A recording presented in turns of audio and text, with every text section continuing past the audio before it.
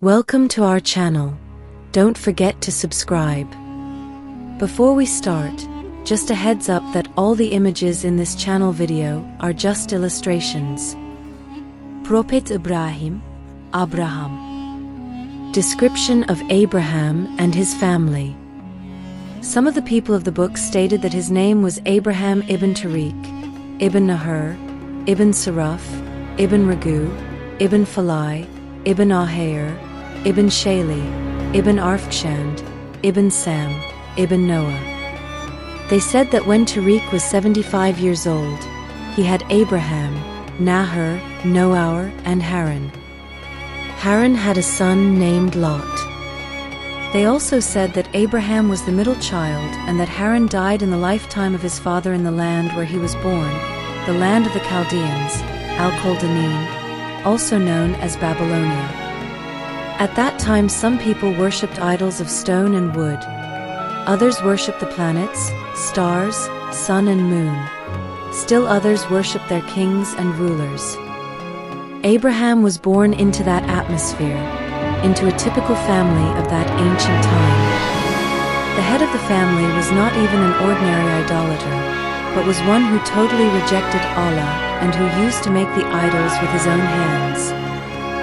Some traditions claimed that Abraham's father died before his birth, and he was raised by an uncle whom Abraham called father. Other traditions said that his father was alive and was named Azar.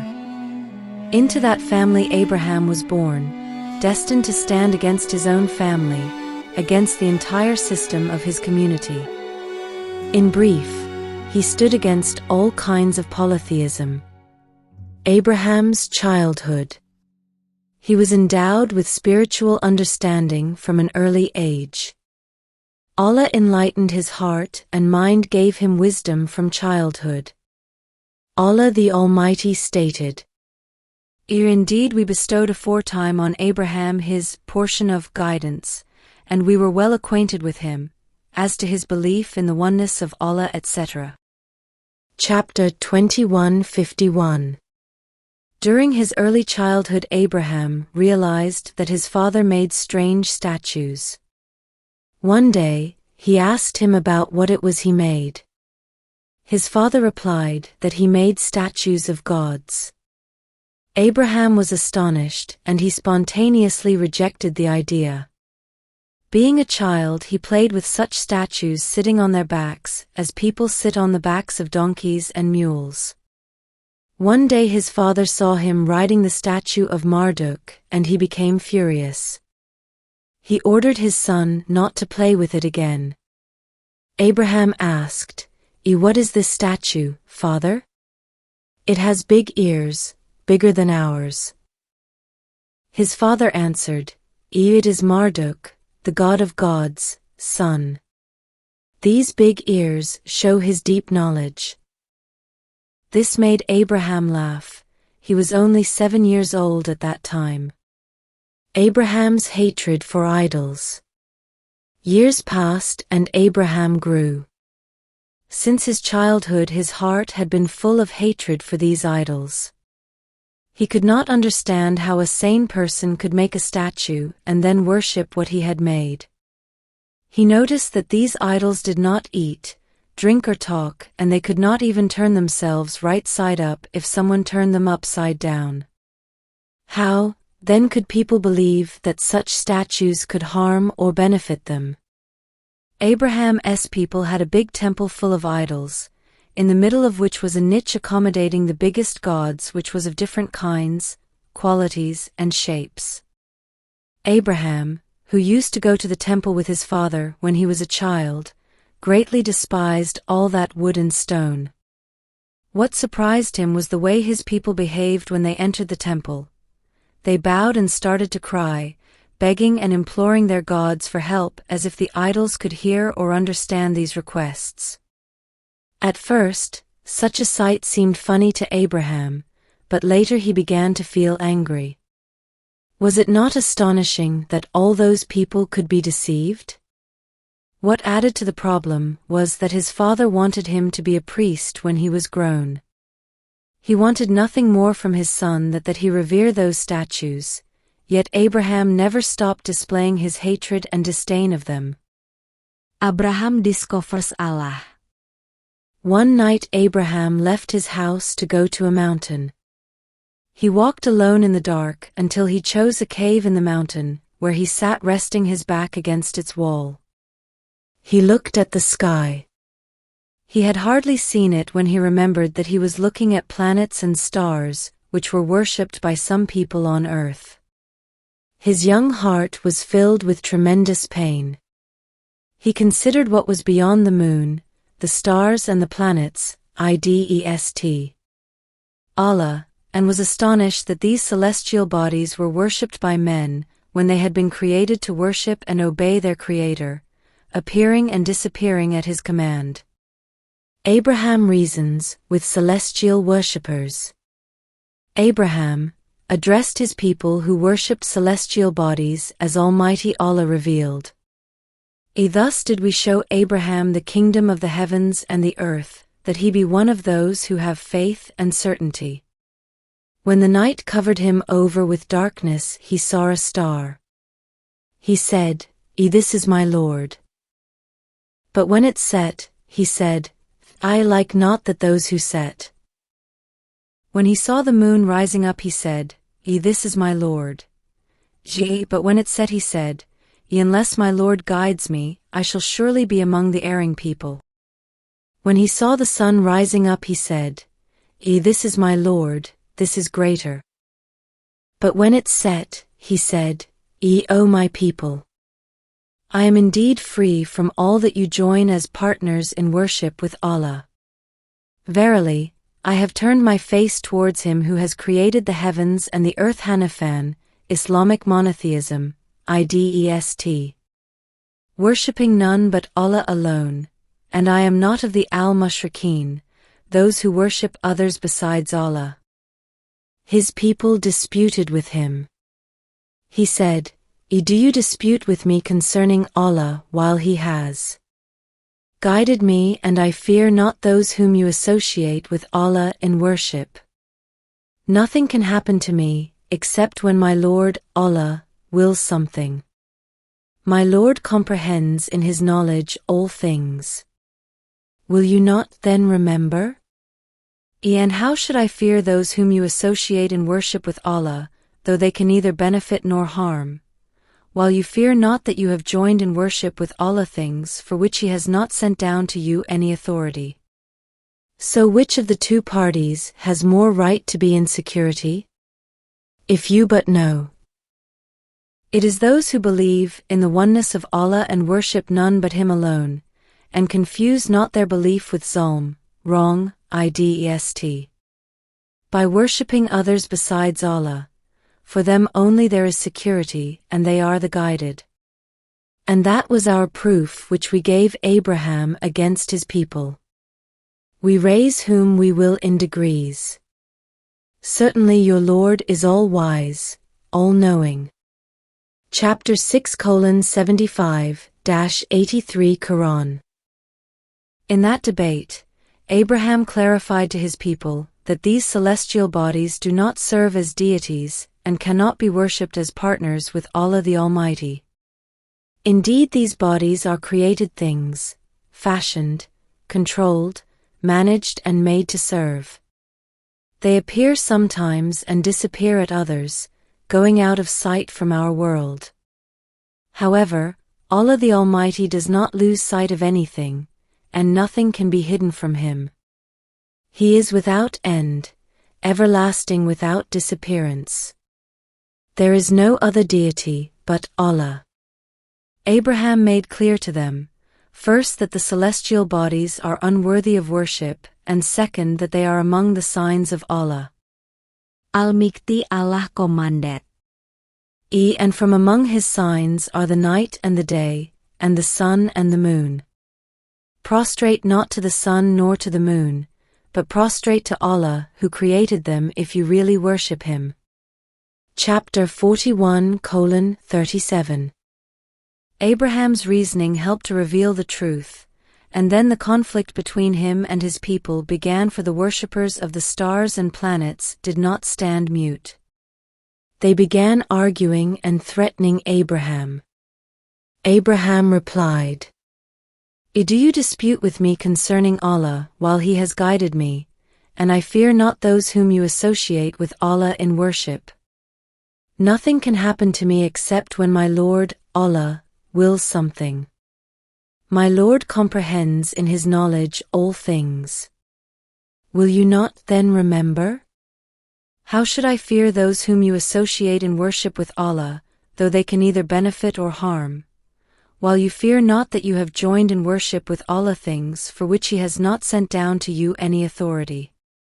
So which of the two parties has more rights to be in security? If you but know. It is those who believe in the oneness of Allah and worship none but He alone, and confuse not their belief with zulm, wrong by worshipping others besides Allah. For them only there is security, and they are the guided. Chapter 6:80-82 Abraham reasons with idolaters. The curtains are drawn on the first category of the people, those who were worshipping celestial bodies. The next situation reveals the second group, those who were practicing idolatry. Allah gave Abraham, peace be upon him, the reasoning he needed the first time and every time he argued with his people. Almighty Allah declared, And that was our proof which we gave Abraham against his people. We raised whom we will in degrees. Certainly your Lord is all-wise, all-knowing. Chapter 6:83 Abraham did his best to make his people heedful to the belief in the oneness of Almighty Allah and to the worship of Him alone. He bade them to firmly renounce the worship of idols. He said to his father and his people, What are these images to which you are devoted? They said, We found our fathers worshipping them. He said, Indeed you and your fathers have been in manifest error. They said, Have you brought us the truth, or are you one of those who play about? He said, Nay, your Lord is the Lord of the heavens and the earth, who created them, and of that I am of the witnesses. Chapter 21:52-56 Abraham reasons with his father. All was finished between Abraham and his people, and the struggle began. The most amazed and furious was his father, or his uncle who had raised him, for as it is well known, he not only worshipped idols but sculpted and sold them as well. Abraham felt that it was his duty as a good son to advise his father against this evil, so that he could be saved from Allah's punishment. Being a wise son, he did not make his father feel foolish, nor did he openly laugh at his conduct. He told him that he loved him, thereby hoping to generate fatherly love. Then he gently asked him why he worshipped lifeless idols who could not hear, see or protect him. Before his father could become angry, he hastily added, O my father! Verily, there has come to me of knowledge that which came not unto you. So follow me. I will guide you to a straight path. O my father! Worship not Satan. Verily, Stan has been a rebel against the most beneficent, Allah. O my father! Verily, I fear lest a torment from the most beneficent, Allah, overtake you as that you become a companion of Satan in the hellfire. He, the father, said, Do you reject my gods, O Abraham? If you stop not this, I will indeed stone you. So get away from me safely before I punish you. Abraham said, Peace be on you.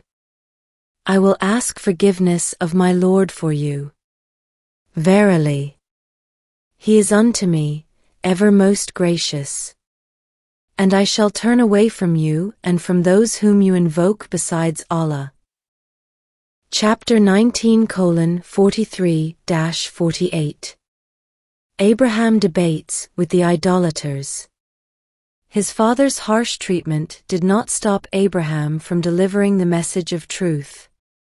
Angry and sad to see people prostrate before idols, he was determined to stamp out these practices and went to the town to debate with the people, knowing full well that he might suffer harm. Like a wise doctor searching for the cause of a sickness so as to prescribe the proper cure, or like a judge who questioned the accused sharply so that he might detect the truth. Abraham asked them, Do the idols see you when you prostrate before them? Do they benefit you in any way? They quickly tried to defend their beliefs. They argued that they knew the idols were lifeless, but that their forefathers had worshipped them. To them this was proof enough for their belief. Abraham explained that their forefathers had been wrong. This angered them and they retorted, Are you condemning our gods and our forefathers? Or are you just joking? Abraham showed no fear as he replied, I am serious. I come to you with a true religion. I have been sent with guidance from our Lord who alone is worthy of worship, who is the creator of the heavens and the earth, and who regulates all affairs of life, unlike the dumb idols which are just stone and wood. To convince them that the idols could not harm him, he challenged, I have already condemned them. If they had any power they would have harmed me by now. Abraham reasons with the idolaters, second time. Al-Migti Allah recontat. Recite to them the story of Abraham. When he said to his father and his people, What do you worship? They said, We worship idols, and to them we are ever devoted. He said, Do they hear you when you call on them? Or do they benefit you or do they harm you? They said, Nay, but we found our father doing so. He said, Do you observe that which you've been worshipping, you and your ancient fathers? Verily, they are enemies to me, save the Lord of the Alamin, mankind, jinn and all that exists, who has created me, and it is he who guides me, and it is he who feeds me and gives me to drink. And when I am ill, it is he who cures me, and who will cause me to die and then will bring me to life again, and who I hope will forgive me my faults on the day of resurrection. Chapter 26:69-82 Qur'an. In another surah, the Almighty revealed, And remember Abraham when he said to his people, You worship Allah alone and fear him that is better for you if you did but know. You worship besides Allah only idols and you only invent falsehood. Verily, those whom you worship beside Allah have no power to give you provision, so seek your provision from Allah alone, you will be brought back. And if you deny then nations before you have denied their messengers. The duty of the messenger is only to convey the message plainly. See they not how Allah originates creation, then will repent it. Verily, that is easy for Allah. Say, travel in the land and see how Allah originated creation, and then Allah will bring forth, resurrect, the creation of the hereafter, idest. Resurrection after death, verily, Allah is able to do all things. He punishes whom He wills and shows mercy to whom He wills, and to Him you will be returned. And you cannot escape in the earth or in the heaven. And besides Allah you have neither any wali, protector, or guardian, nor any helper. And those who disbelieve in the ayat, proofs, lessons, signs, evidences, verses, revelations etc., of Allah and the meeting with Him, it is they who have no hope of my mercy, and it is they who will have a painful torment. Chapter 22:16-23 Qur'an. Abraham breaks the idols. He explained to them the beauty of Allah's creation, His power and wisdom. Idol worship is detested by Allah, for Allah is the Lord of the universe who created mankind, guided him and provided him with food and drink and cured him when he was sick, and who will cause him to die and be raised up again. It was he to whom Abraham prayed and who would forgive his sins on the day of judgment. However, they would not give up but clung fast to idolatry. Abraham left his father's house and abandoned his people and what they worshipped. He decided to do something about their state of disbelief, but did not reveal it. He knew that there was going to be a great celebration on the other bank of the river, which would be attended by all the people. Abraham waited until the city was empty, then came out cautiously, directing his steps towards the temple. The streets leading to it were empty, and the temple itself was deserted, for the priests had also gone to the festival outside the city. Abraham went there carrying a sharp axe. He looked at the stone and wood statues of the gods, and at the food laid in front of them as offerings. He approached one of the statues and asked, "The food in front of you is getting cold. Why don't you eat?" The statue kept silent and rigid. Abraham asked all the other statues around him, "Will you not eat of the offering before you?" Chapter 37:91. He was mocking them, for he knew they would not eat. He once again asked then, "What is the matter with you that you do not speak?" Chapter 37:92. He then raised his axe and started smashing the false gods worshipped by the people. He destroyed them all except one on whose neck he hung the axe. After this his anger subsides and he felt at peace. He left the temple. He had fulfilled his vow to show his people a practical proof of their foolishness in worshipping something other than Allah. The idolaters question Abraham. When the people returned, they were shocked to see their gods smashed to pieces, lying scattered all over the temple. They began to guess who had done that to their idols, and Abraham's name came to their minds. Allah the Almighty said, they said, "Who has done this to our Ilah gods? He must indeed be one of the wrongdoers." They said, "We heard a young man talking against them who is called Abraham." They said, "Then bring him before the eyes of the people, that they may testify." They said, "Are you the one who has done this to our gods, O Abraham?" Abraham said, "Nay, this one, the biggest of them, idols, did it. Ask them if they can speak." So they turned to themselves and said, "Verily you are the Zalimin, polytheists, and wrongdoers." Then they turned to themselves, their first thought, and said, "Indeed you, Abraham, know well that these idols speak not?" Abraham said, "Do you then worship besides Allah things that can neither profit you nor harm you? If upon you, and upon that which you worship besides Allah, have you then no sense?" Chapter 21:59-67 Qur'an. Furious, they demanded that Abraham be arrested and tried. Abraham did not resist. This was precisely what he had been aiming for, so that he could show them up in public for their foolish beliefs. At the trial they asked him if he was responsible for breaking the idols. Smiling, he told them to ask the biggest idol which was still whole. He told them that he must be the culprit. They replied that he knew well that the idol could not speak or move, which gave Abraham the chance to prove the foolishness of worshipping these lifeless objects. They then realized the senselessness of their beliefs. However, their arrogance would not allow them to admit their foolishness.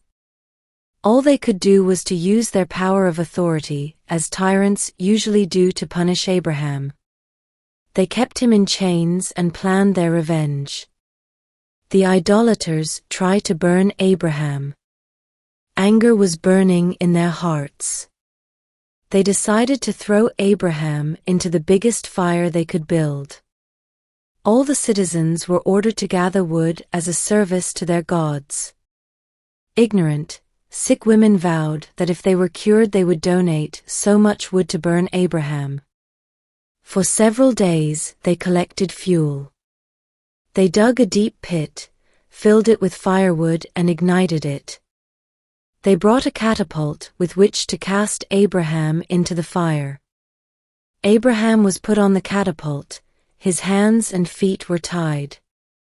The fire was ready with its flame reaching the sky.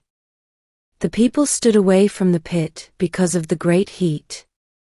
Then the chief priest gave his order to cast Abraham into the fire. The angel Gabriel came near Abraham's head and asked him, "O Abraham, do you wish for anything?" Abraham replied, "Nothing from you." The catapult was shot and Abraham was cast into the fire. But his descent into the blaze was as descent on steps in a cool garden. The flames were still there, but they did not burn, for Allah the Almighty had issued his command. O fire! Be you coolness and safety for Abraham. Chapter 21 Hours 69 Minutes Qur'an. The fire submitted to the will of Allah, becoming cool and safe for Abraham. It only burned his bonds, and he sat in the midst of the fire as if he were sitting in a garden. He glorified and praised Allah the Almighty, with a heart that contained only his love for Allah. There was not any vacant space therein for fear, awe, or worry. It was filled with love only. Fear and awe were dead, and the fire was turned into coolness, making the air pleasant. Those who love Allah as Abraham did not fear. The faith of the believers. Allah declared, those believers unto whom the people hypocrites said, Verily, the people pagans have gathered against you a great army, therefore fear them. But it only increased them in faith, and they said, Allah alone is sufficient for us, and He is the best disposer of affairs for us. So they returned with grace and bounty from Allah. No harm touched them, and they followed the good pleasure of Allah. Allah is the owner of great bounty. It is only Satan that suggests to you the fear of his awliya, supporters and friends, polytheists, disbelievers in the oneness of Allah and in His Messenger Muhammad. So fear them not, but fear me if you are true believers. Chapter 3:173-175 Qur'an. The throng, the chiefs, and the priests sat watching the fire from a distance. It was burning their faces and nearly suffocating them. It kept burning for such a long time that the disbelievers thought it would never be extinguished. When it did burn out, they were greatly amazed to find Abraham coming out of the pit untouched by the fire. Their faces were black from the smoke, but his was bright with the light and grace of Allah. The raging fire had become cool for Abraham, and had only charred the ropes which held him. He walked out of the fire as if he were walking out of a garden. Cries of astonishment were heard from the heathens. They wanted to harm him, but we made them the worst losers. Chapter 21 Hours 70 Minutes. This miracle shamed the tyrants, but it did not cool the flame of anger in their hearts. However, after his event many of the people followed Abraham, although some kept their belief a secret for fear of harm or death at the hands of the rulers. Abraham challenges those who proclaim themselves as gods. King Namrud. Abraham had established a definite reasoning against idolaters. Nothing was left for him except to reason against the people who proclaimed themselves gods. When the king, Namrud, heard of Abraham's safe exit from the fire, he became very angry. He feared that the status of Godhead he had proclaimed for himself was not challenged by an ordinary human being. He summoned Abraham to the palace and held a dialogue with him, which Allah Almighty recounted. Have you not thought about him who disputed with Abraham about his Lord, Allah, because Allah had given him the kingdom? When Abraham said to him, My Lord, Allah, is he who gives life and causes death. He said, I give life and cause death. Abraham said, Verily, Allah causes the sun to rise from the east, then cause it you to rise from the west. So the disbeliever was utterly defeated. Allah guides not the people who are zalimeen, wrongdoers, etc. Chapter 2:258 Qur'an. Abraham's fame spread throughout the entire kingdom. People talked about how he had been saved from the blazing fire, and how he had debated with the king and left him speechless. In the meantime, Abraham continued calling people to believe in Allah, exerting a great effort to guide his people to the right path. He tried every means to convince them. However, in spite of his love and care for his people, they felt angry and deserted him. Only one woman and one man of his people shared his belief in Allah. The woman's name was Sarah, and she became his wife. The man's name was Lot, and he became a prophet. When Abraham realized that no one else was going to believe in his call, he decided to emigrate. He left his people and traveled with his wife and Lot to a city called Ur, then another called Haran, and then to Palestine. Allah the Almighty told us. So Lot believed in him, Abraham's message of Islamic monotheism. Abraham said, I will emigrate for the sake of my Lord. Verily, he is the Almighty, the All-Wise. Chapter 29:26. After Palestine, Abraham traveled to Egypt, calling people to believe in Allah wherever he traveled, judging fairly between people, and guiding them to truth and righteousness. Hadith about Abraham, Sarah and Hajar. Abu Hurairah narrated that Abraham, peace be upon him, did not tell a lie except on 3 occasions, twice for the sake of Allah, exalted and almighty, when he said, I am sick, when his people were holding a festival in honor of their gods, Abraham excused himself by saying he was sick. Chapter 37:89 Qur'an, and when he said, I have not done this but the big idol has done it. The third was, that while Abraham and Sarah, his wife, were going on a journey, they passed by the territory of a tyrant. Someone said to the tyrant, This man, Abraham, is accompanied by a very charming lady. So, he sent for Abraham and asked him about Sarah, saying, Who is this lady? Abraham said, She is my sister. Abraham went to Sarah said, O Sarah, there are no believers on the surface of the earth except you and me. This man asked me about you and I have told him that you are my sister. Do not contradict my statement. The tyrant then called Sarah, and when she went to him, he tried to take a hold of her with his hand, but his hand got stiff and he was confounded. He asked Sarah, Pray to Allah for me and I shall not harm you.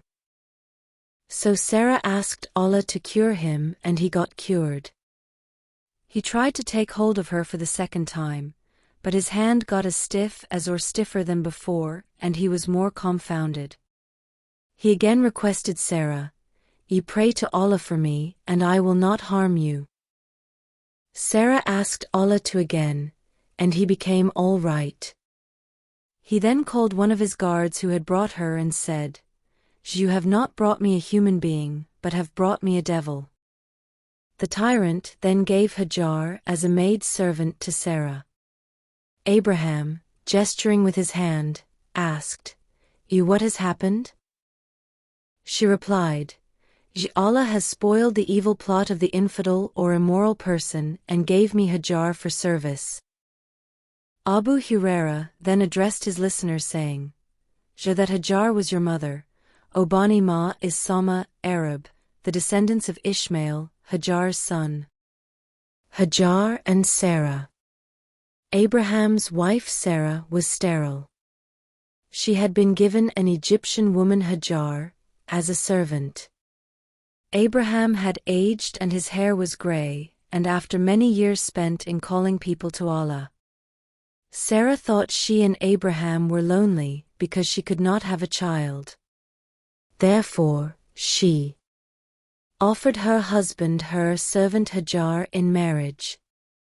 Hajar gave birth to her first son Ismail, when Abraham was an old man.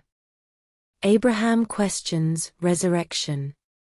Abraham lived on earth worshipping Allah and calling people to monotheism, but he was journeying to Allah, knowing that his days on earth were limited and that they would be followed by death and finally resurrection. The knowledge of life after death filled Abraham with peace and love and certitude. One day he begged Allah to show him how he brought the dead back to life. Allah commanded Abraham to take 4 birds, cut them up and mingle their body parts, divide them into 4 portions and place them on top of 4 different hills, then call back the birds in Allah's name. Abraham did as he was told. Immediately, the mingled parts of the birds separated to join their original bodies in different places, and the birds flew back to Abraham.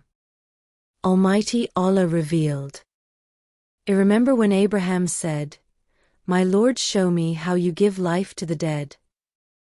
Allah said, Do you not believe? Abraham said, Yes, I believe, but to be stronger in faith. He said, You take 4 birds, cause them to incline towards you, then slaughter them, cut them into pieces, and then put a portion of them on every hill, and call them, they will come to you in haste. And know that Allah is Almighty and All-Wise. Chapter 2:260 Quran. Thank you for listening, and may Allah continue to give blessings to all of us in studying Islam.